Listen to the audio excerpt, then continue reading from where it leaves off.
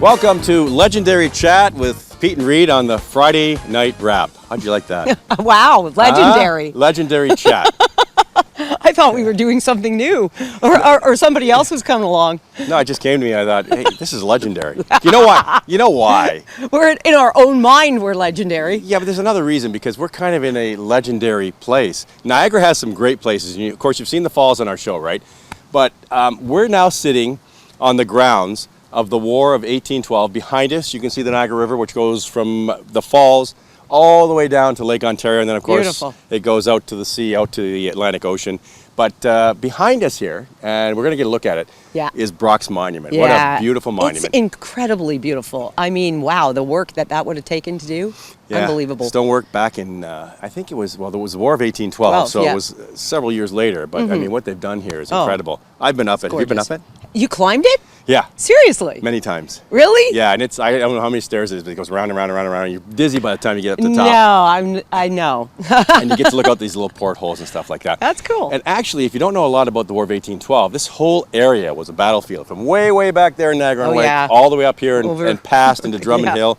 And just to the left of us, over here by the big tree, the chestnut tree, is actually where the Americans were approaching up the hill, and the Canadian forces, British forces, and the natives who've also got a beautiful little monument set up in front of the tower as well, fought them off. But unfortunately back then, which is really crazy, is the head, like Isaac Brock, who was the general at the time, they would be with their red coat on, bright red, leading the pack. But what do you think happened to him? He died? Yeah, they shot him right away. I don't think he lasted too long. Yeah. And so, and hence we have this beautiful monument in front of us. So. But hey, we're here today because of them and actually, everybody that fought. A lot of people don't realize this, and we don't get, but they went down right through down to the White House, and the reason the White House is called the White House is because it was burnt.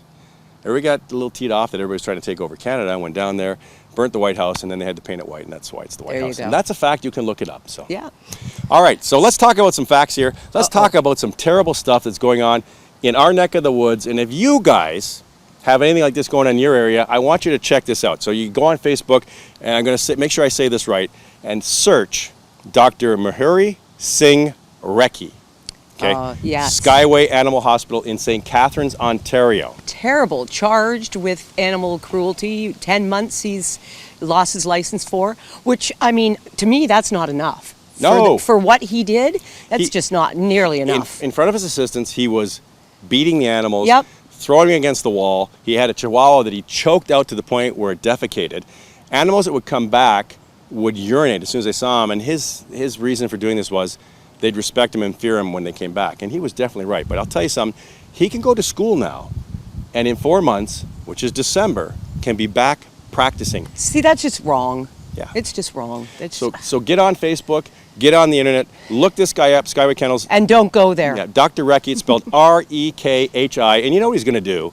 He's going to get his license back. He's going to change the name. He's going to move somewhere. He may be coming to the States. You never know. He may be coming to another province. Yeah. Look out for this guy. Take a look good at him. Good look at him. Yeah. Never, ever, ever should he have his license back. No, that's crazy. When we come back on the Friday Wrap, we're going to be talking politics again.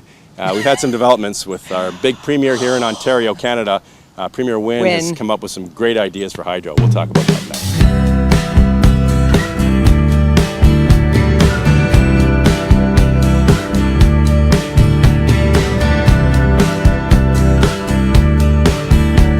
It's Peet and Reet here with Legendary Chat, apparently. On the Friday Wrap. I love it. I love it. I know. What? Now, today, I can't laugh very loud because today I know I got allergies today, like really, really bad.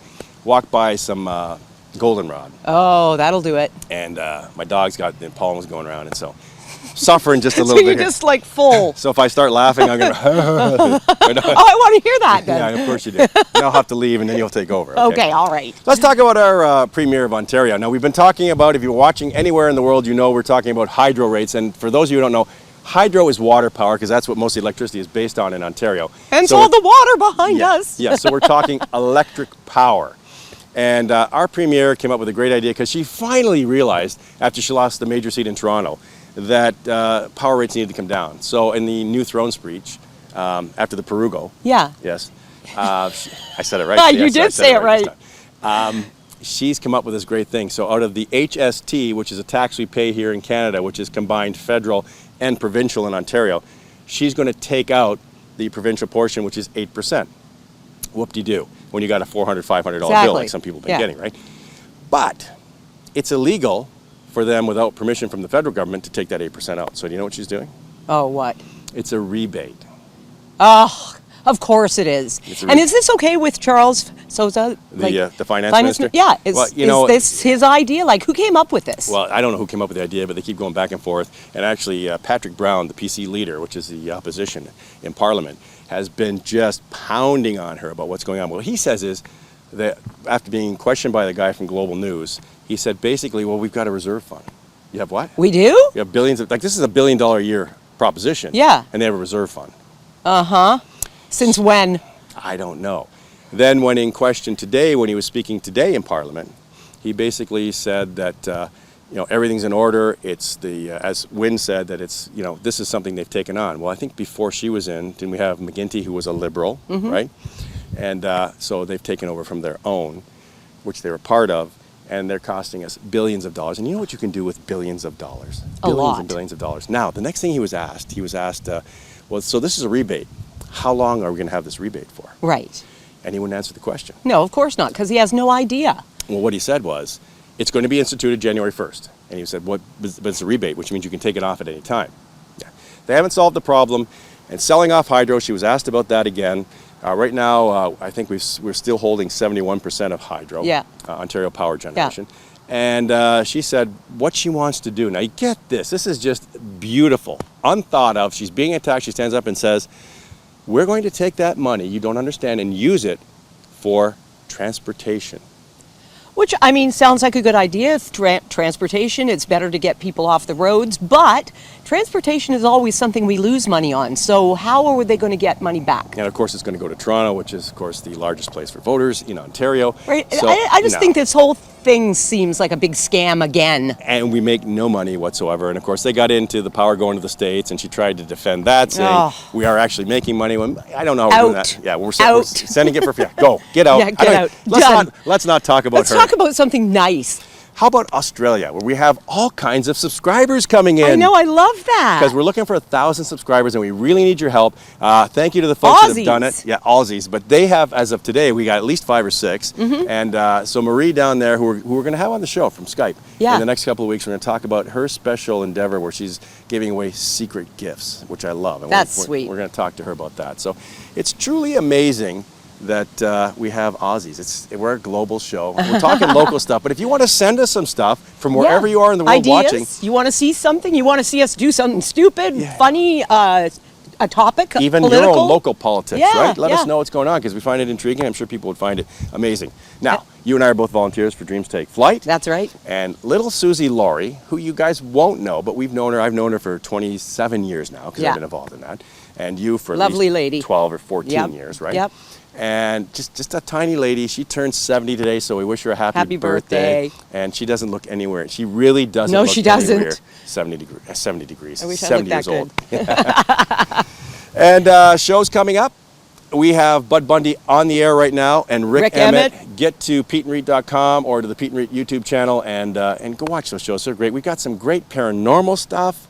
We got lots of stuff. And subscribe so that we can bring more great shows to you, and bigger and better all the time. Legendary. Legendary. And if you want it to be more legendary, by the end of September, we need 1,000 subscriptions, and it costs you nothing. Just a little click of the button that says subscribe, and then all you're going to get in your email is something that says this show is now up. And we won't have to tell you, because you already know. Exactly. All right, next week we will see you on the Peet and Reet Show, and next week we talk to Chris Dabrowski from Comic Con, because we'll be heading there in Hamilton. He's coming by, and we'll talk about that. That'll be fun. Have yourself a great weekend. It's supposed to be so-so here. Hope it's going to be great wherever you are. All right, that was Yeah, that was it was easy. So what do you think of that big tower there? That's incredible, isn't it? Like you think of the carvings, right? Oh, I know. It's just like the detail in just all the like little intricate stuff. How did they get up there? They didn't have cranes, right? So Yeah, they had to exactly. carve these rocks. And you look at the stone carving up there I too. know. It's amazing. That's nuts. Lions. You gotta admire the artistry in that. Like the people. You know what? Back then they did better work. Back in Rome they did better work. It's like TV shows, right? Yeah. Like TV shows, you look at them now and you go. You don't get that kind of artistry anymore. You watch Batman the Monsters. Now that was good TV because it was all different. And now it's just sitcom and of course Dancing with the Stars. Oh yeah.